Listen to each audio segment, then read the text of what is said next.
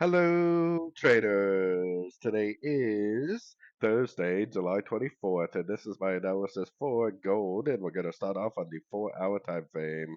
So, gold late yesterday made a very nice impulsive move to the downside, and eventually it did end up breaking this 4-hour time frame structure, which to me proves that this wave from here to here is over.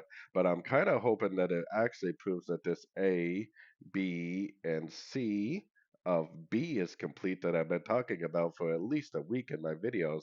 If you zoom way out on the 4-hour time frame or just go to the daily, you can see that if this really is the end of a wave B, that I would actually be targeting way down here someplace, at least take out these lows minimum for a wave C of wave Y. So hopefully this move down that we currently had yesterday that did break structure helps prove that this is now going to make lower lows and lower highs in a brand new downtrend for the big wave C.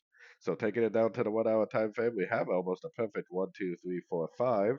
So a pullback, and especially with this break of structure, a pullback probably is pretty likely. But for me personally, because of the turn on the higher time frames possibly going down now, I definitely will be looking for shorts. I definitely will not be trying to go short here. I definitely will not be trying to go long.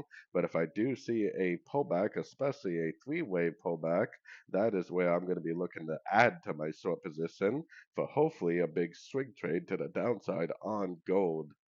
So anyways, don't forget to check out my website, fxpipcollector.com. And as always, thank you for watching and happy trading.